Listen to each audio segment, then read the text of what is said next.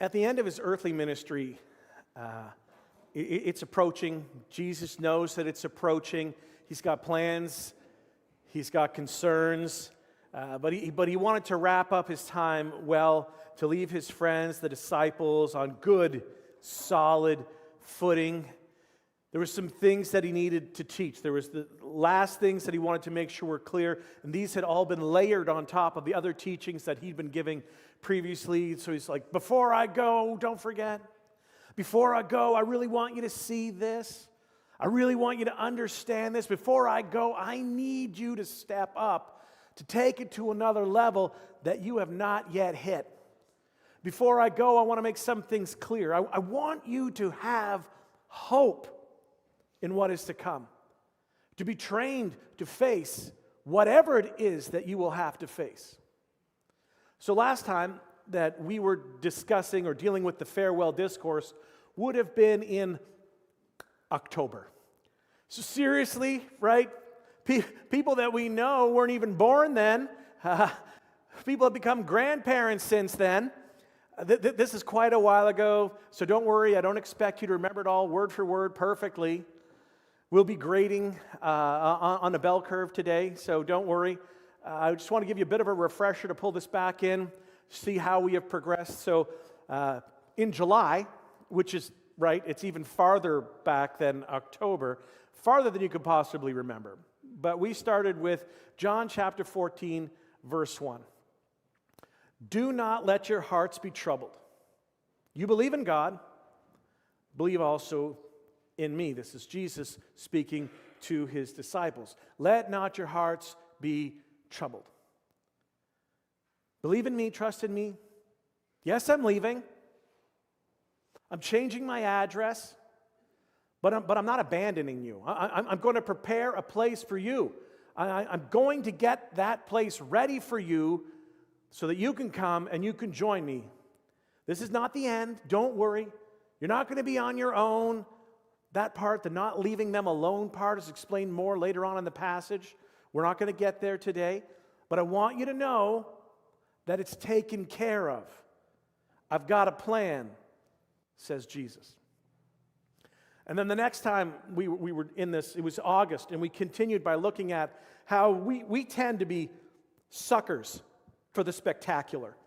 We want God to do more miraculous things in us, through us, all around us. And because of that, we're not always as interested in a genuine, deep connection and relationship with God as we are in an explosive, immediately transformative intervention from God. Fix me now. Make it all go away. Those things, they're called, or we think of them as the greater works. That's what we were oftentimes looking for, waiting for. Even more miraculous than Jesus. Don't ask me to change or grow. Just do miracles all around me. All about me and my friends. Not miracles as, well, you see fit. Please do the miracles that I mean on the schedule that I would prefer. Please do the miracles that I would prefer. And we looked at what Jesus meant when he said one of those famous things. It gets quoted a lot. Perhaps it might even be one of those things that's a little bit tricky to understand. So let's pay attention to what he says here. We're going to go to John chapter 14, verse 12. Very truly I tell you, whoever believes in me will do the works I have been doing, and they will do even greater things than these, because I am going to the Father. And God is always offering a deepening, growing intimacy of relationship. And we regularly look for a way to control that, to minimize the change to ourselves. And although some have understood that greater works do mean more spectacular, most interpreters throughout church history have understood Jesus to mean his followers' works would be greater in number, greater in scope, and greater in impact than his own. Jesus was only in ministry for 3 years. There is, however, another faithful way to understand Jesus' statement that has nothing to do with either the quantity of works or their quality. but rather their locality. It's helpful to look at another time. Jesus was speaking about something being greater, so we can see what that greater kind of feels like for him. So let's go to Matthew chapter 11, starting at verse 7. As John's disciples, that's John the Baptist, as John's disciples were leaving, Jesus began to speak to the crowd about John. He's right there, we're talking about him.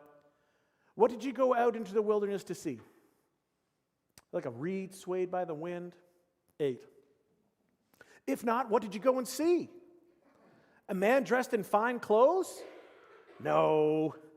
Those who wear fine clothes are in king's palaces. 9. Then what did you go out to see? A prophet?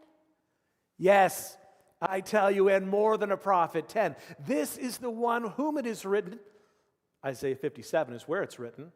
I will send my messenger, that's John the Baptist, ahead of you, that's Jesus, who will prepare your way, that's Jesus, before you. 11. Truly I tell you, among those born of women, that's kind of everyone, there has not risen anyone greater than John the Baptist. Yet, whoever is least in the kingdom of heaven is greater than he. So here's Jesus, appropriately affirming John's greatness. John the Baptist had an enormous influence over the entire region that he was near, all around the Jordan River. He packed them in. Thousands and thousands of people came without social media to notify them. They never do it justice when they film these things. They put them in the Jesus movies, the Jesus shows. It would be too expensive of a shot. They usually just show a small crowd kind of milling about. But it says all of Jerusalem went out to see him, went out to hear him. He was such a big deal. The word of mouth on him was huge. Even the teachers of the law and the chief priests and the Pharisees and the Sadducees, the whole ruling council wanted to go and check him out. And so they went, they traveled, they visited him with their entourages. They rolled in to see what he was about. But John's ministry occurred before Jesus announced the arrival of the kingdom. The great climax of history when God would reign on the earth and restore all things. In this case, Jesus defines greatness based on one's locality, more specifically, one's location in history.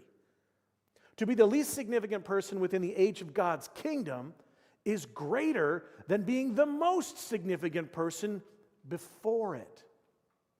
So we apply this same kind of logic. We do this all the time. The logic of locality, we do that all the time in athletics.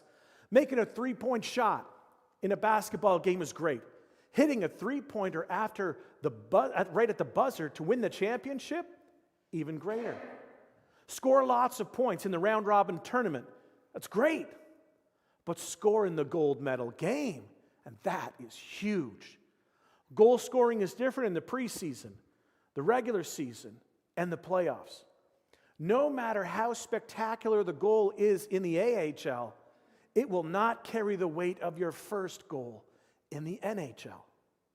In this example, the actions are exactly the same, but what makes one act greater is when and where it happens.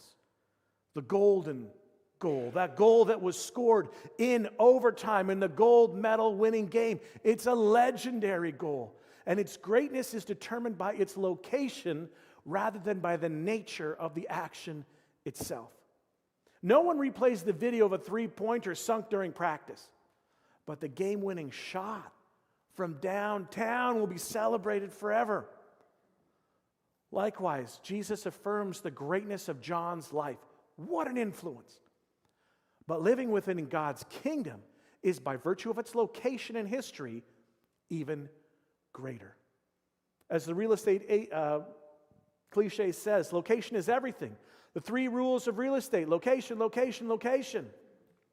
Jesus may have been using a similar logic in this farewell discourse when he spoke about his followers doing great works, because he said, I am going to the Father. Because I am going to the Father. He links the greatness of their works with his relocation with the Father. So remember, the theme of the discourse so far has been Jesus leaving his disciples to return to the Father via the cross, his resurrection, and his ascension. The cross is how Jesus will be enthroned with God and begin his reign over the world.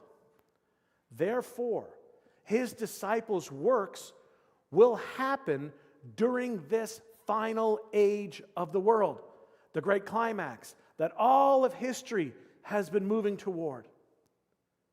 While Jesus certainly did great works, after returning to the Father, he will, in one sense, no longer be on the court.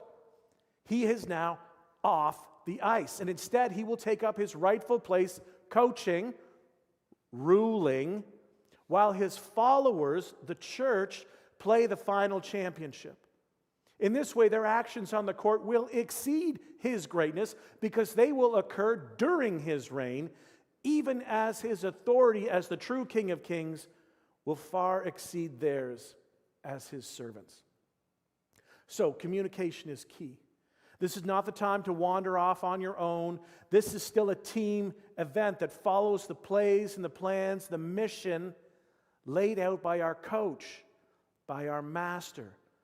So we say, stay connected. Listen carefully. Follow well and obey with courage what you have been asked to do, what you have been called into. So we take time every month. We call it Checkpoint. And we designate it as a specific Sunday in the month, the last Sunday of the month. So if you're a church online right now, I'm giving you a hint. You can prepare some elements for you to participate with us in communion. Okay?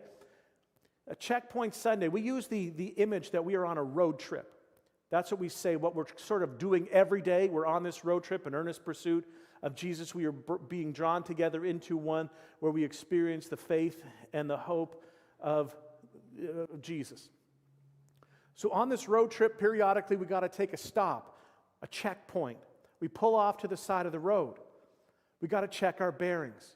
So we have to remember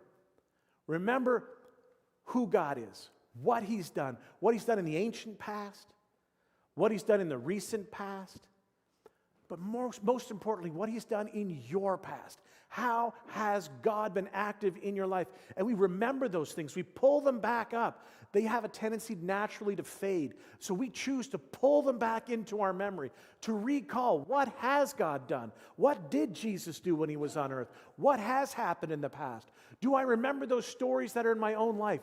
And when I do that, I'm able to reconnect with God. And so what I want to do is try and remember those things and even experience or re-experience what I felt during that time. Because it feels different now. So what was it like that first time when you experienced grace? When I've been forgiven. I know that I need it. And then receiving it. What was that like? We try to pull those things back into our minds. We remember. Intentionally remember. And then we reevaluate. That's why we pulled off to the side of the road. Because we got to take a moment to think about this. Where am I right now? Where was I last month? Where was I the month before? Am I hitting these points together so that I'm on track for where I intentionally mean to go? My intentional, earnest pursuit of Jesus. Is that what I'm doing? Or in that last month or the last 2 months, did I get distracted? Did I get waylaid? Did something come that totally erased my ability to focus on where I was? This is not a time of guilt or shame. This is a time to reevaluate honestly. Am I now where I want to be? And am I pointed in the direction that I really intentionally want to go? And just so that we can release the stress and the shame of it, I fully anticipate that you are not. Because we get distracted. because things happen, because there's these world events, because we saw that somebody who's in power said these bad things and those bad things are happening, and I got distracted and I got to thinking that they were the most significant things in the world. And somehow I lost that ability to put my eyes up on Jesus and to say Jesus first, everything else after, and instead I'm putting everything else after first, and then wondering why I feel like I'm in a turmoil. We reevaluate where we are. It's not a problem if you're not exactly where you want to be. The problem is if you don't change. If you know that you're not where you want to be, where you should be, and you let it go, then you're going to stray farther. And there will be the consequences that come. Loss of peace, loss of focus, breakdown in relationships. These are things that happen. That you can feel them. They make tangible differences. They're not instant one way or the other. So we remember, we reevaluate, and then we choose to refocus. Before you go today, refocus. You've got some time. You and God, you remember what He has done, you reevaluate where you are right now, and you refocus so that when you leave, you've got your eyes back in the right place, and the map makes more sense now because you've got that one anchor point, that point that you were drawing from that impacts how you go forward. Remember, reevaluate, refocus. That's what we're hoping that today is for you. We give the opportunity to do this so that it can make a difference in your life. So that it makes a difference in my life too. We choose to put Jesus first. And one of the ways that we do that is through communion, participation in the Lord's Supper, the Eucharist, the Lord's table. Different names are used to say what essentially we celebrate in the same way. We choose to remember what happened. And we do that partially because Jesus asked us specifically to do that. Do you remember what the word is that we use to describe an action that Jesus specifically asks us to do? There's two of them that we celebrate. Some other churches add more in, but we choose to. Baptism and communion. Those are the two. And darn it, if my mind isn't blanking on that word right now. Sacraments. Oh my goodness. Isn't she wonderful? Oh, thank you, Merlin. Sacraments, things that Jesus specifically asked us to do. So when He asked us to do this, He said, remember this. We're reminded of this when we read 1 Corinthians chapter 11, starting at verse 23. A passage that no doubt you've heard many times before, and so because of that, it sometimes becomes difficult to hear it because I know it. And I'm just going to finish it. For I received from the Lord, this is the Apostle Paul talking to the people in the city of Corinth.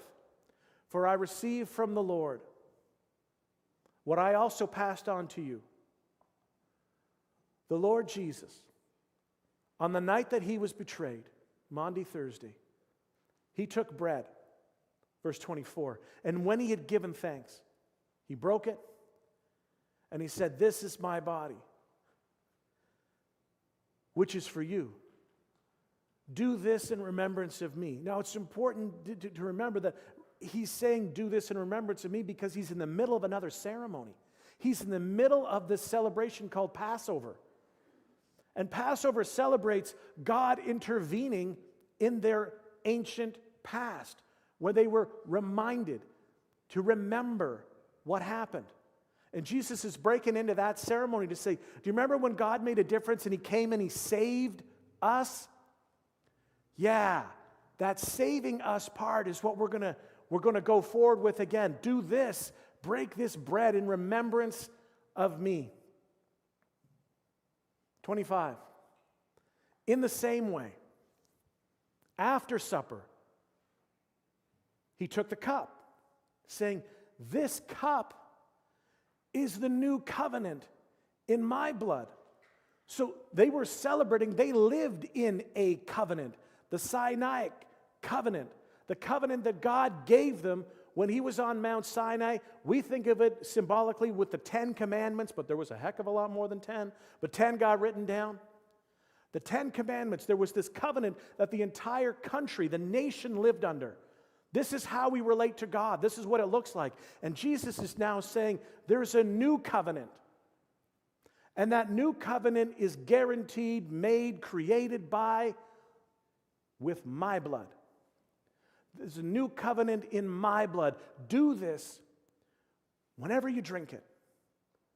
Why do we do it? In remembrance of him. 26, for whenever you eat this bread and you drink this cup, you proclaim, you declare, you remember the Lord's death until he comes. You remember the story, and because you're remembering it, he's asking us at the same time to reevaluate where we're sitting. Remember it and reevaluate where you are, but don't just evaluate and do nothing about it. You must refocus. You must come into that contact, that relationship, that welcome back.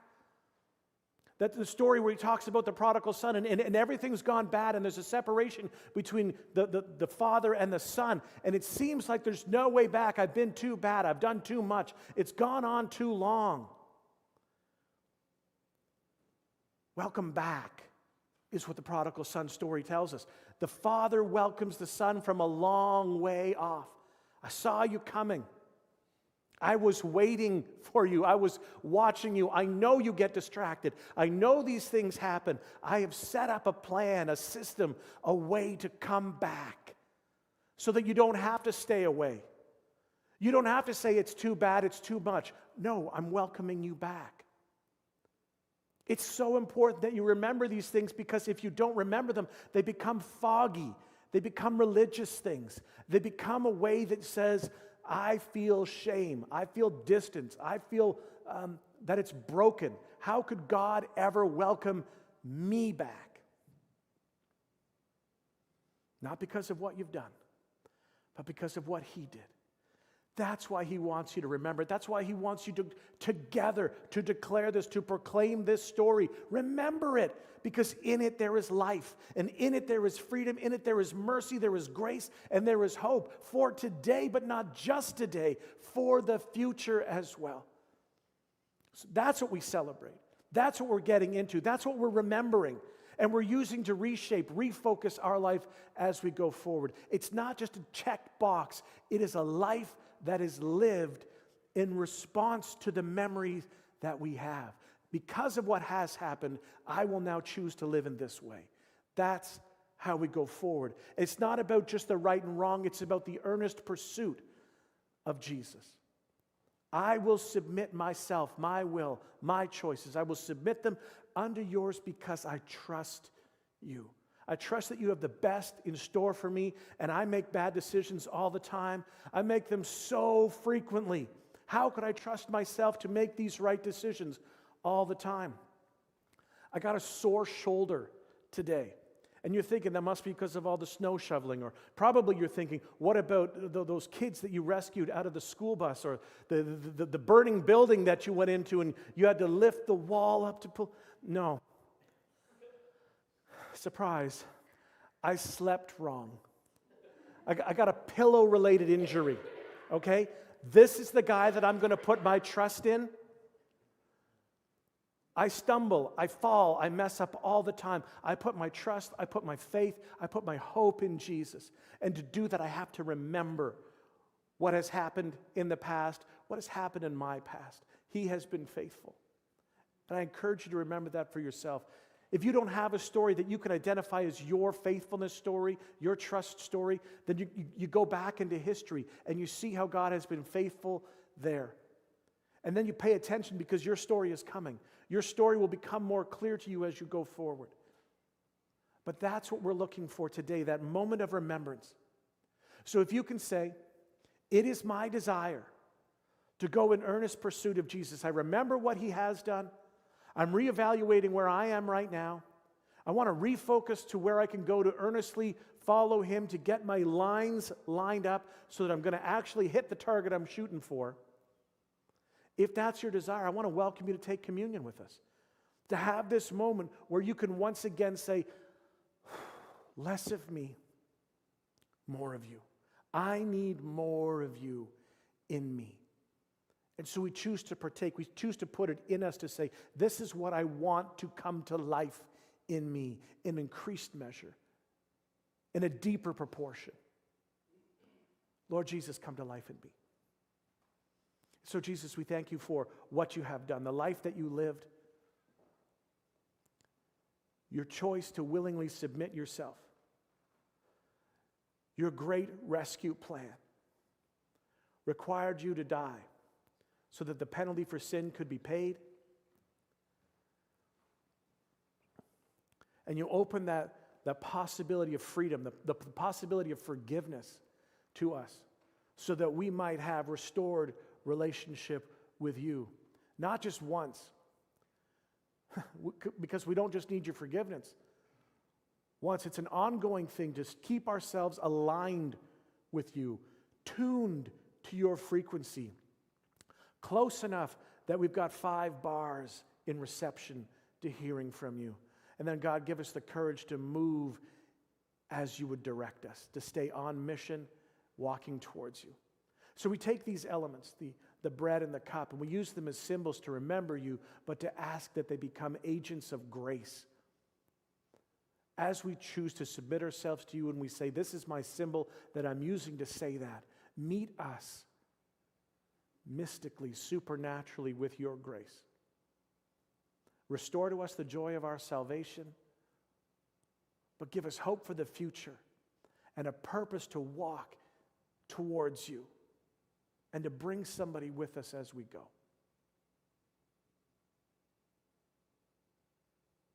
Thanks for meeting us again today. You were so faithful. I appreciate it. Because I got good days and bad days. And you welcome me back regularly. The same for my friends that are here today. Welcome them once again with open arms as they turn to you and ask for more of you. Thanks, Jesus. Amen. When you're ready, you can come down this aisle, walk up this one. The elements are at the back. You can take those, go back to your seat, and today eat them or participate with those on your own. We won't wait for everyone together today. This is your moment with God. So use that to prepare yourself and to participate that way. Thanks.